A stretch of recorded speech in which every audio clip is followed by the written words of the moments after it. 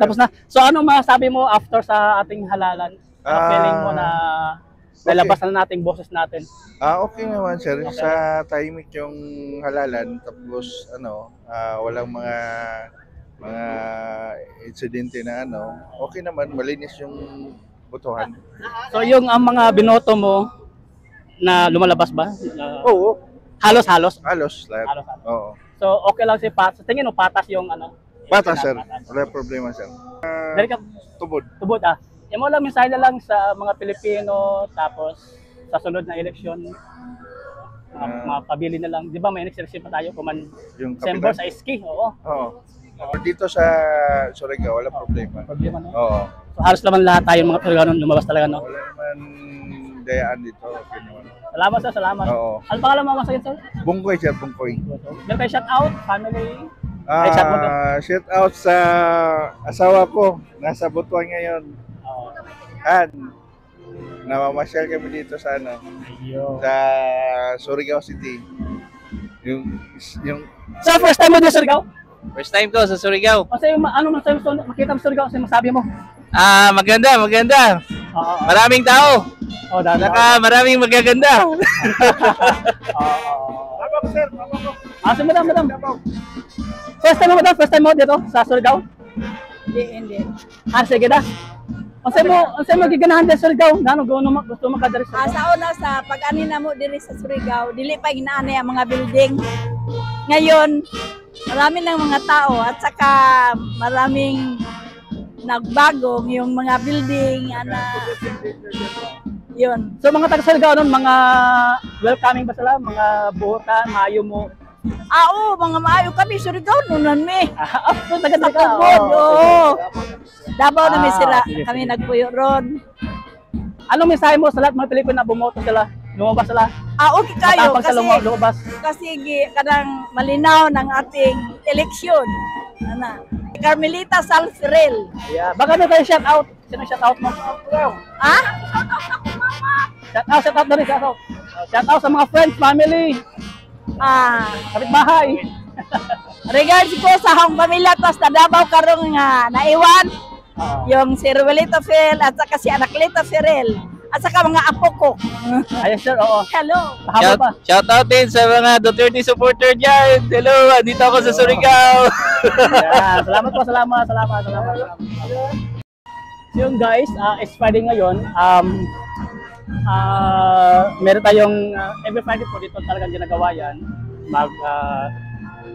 Mag-celebrate tayo. Ang dami na lumalabas.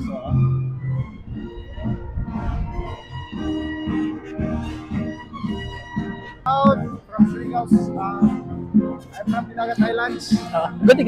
and may all of us enjoy the day. And thank you, Sir Tapos Dolar. na kami boto, tapos na? Ha? Tapos kami boto, tapos na? Yes, tapos na. So may mo masulti sa after sa yung pagboto? Ako gyud personally, I don't like the idea of voting because it doesn't make a difference on my part because ang akong isa ka boto, it doesn't make a difference because even if I vote, we cannot suffice, we cannot solve the problem of corruption no matter who we are going to elect. Mga officials, that's the problem in our country, and I think no one can solve that. No human organization, no human being can solve that. I think the only person who can solve that is the Lord Jesus Christ. Ang ato na lang the Bible says na mo submit na sa ila mga officials. I-pray natin. Pero that doesn't mean na we are not going to expose their corruption. Because it is still our duty as a citizen in a particular area or land or whatsoever is that municipality, city, to be part of the expose sa mga corruption na nagapangitabo sa atong nasod. So it's actually our responsibility because the money nga nakasalalay nga sa atong nasod is ang atong kwarta. It is a collective money. So once nga misuse na sa government officials, it would create big problems. It will create big problems in our economy, not just in our economy, but most importantly ang atong espirituhanon nga bahin, it will affect Importante. every part of our pagkatao, kung kinsa kita. Okay, salamat sir. Ano pangalan mo sa akin, sir? So I'm Albert Mark Samurin. So one message lang na ako is this, that we may repent and believe in the gospel. Repent means change our mind. Believe in the gospel means believe that Christ was crucified for our sins, buried, resurrected. So I think that's the message. Ayun. Now we are to repent, change our minds, Amen, amen. and come to conclusion that Jesus Christ alone is the solution, not the government officials. Ayun. that are Salamat, elected. sir.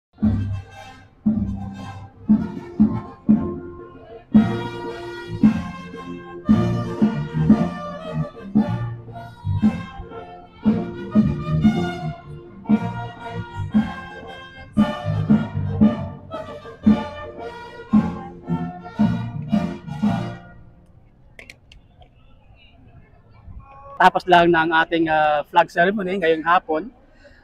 Every Friday ito nangyayari. Talagang lahat ng opisyales, lahat ng galing sa City Hall, lalabas lahat ng mga mamayang dito sa Surigao City.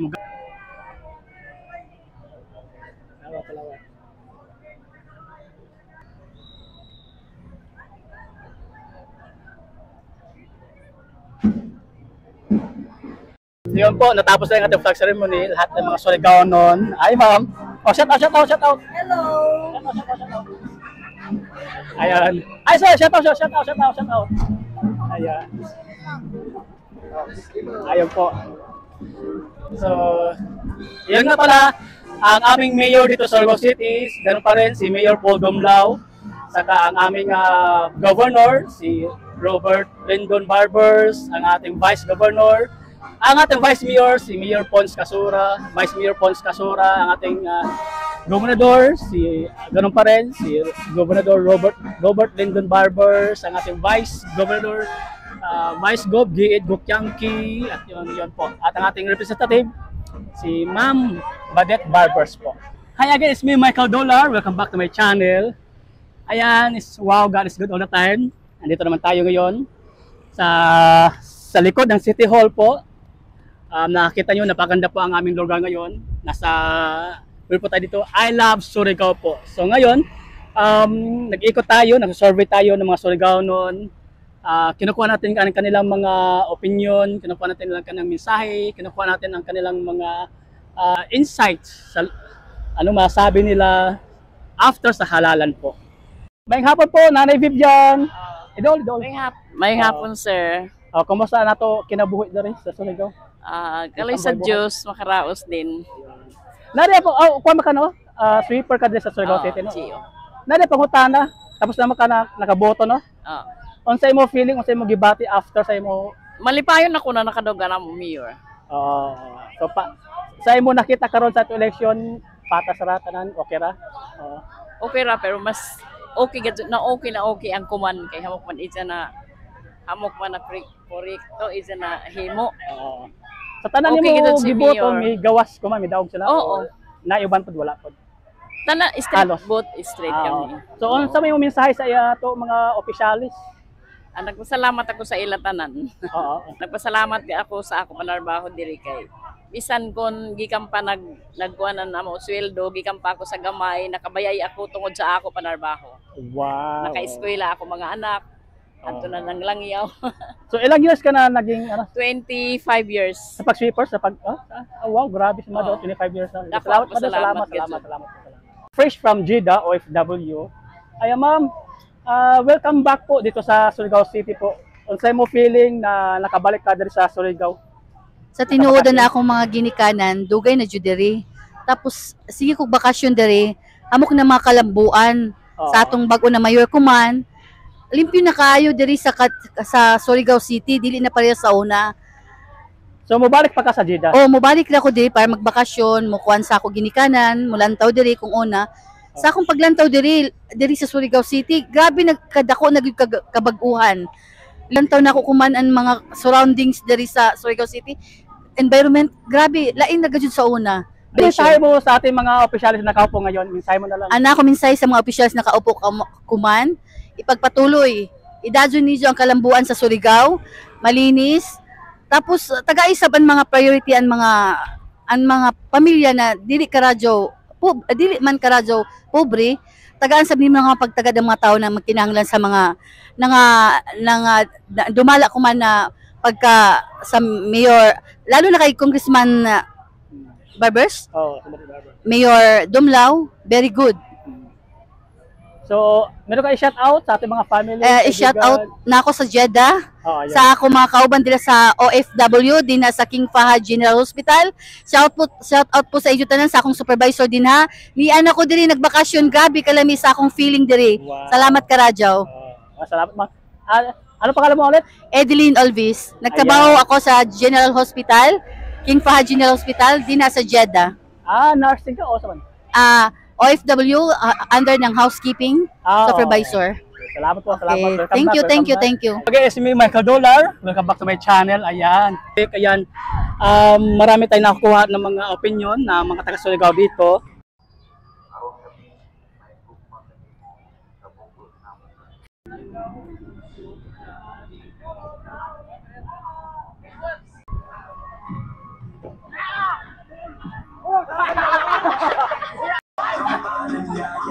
Sa bawat nilalang maiisip, lupang unang salilig. Ikaw ang magsasabi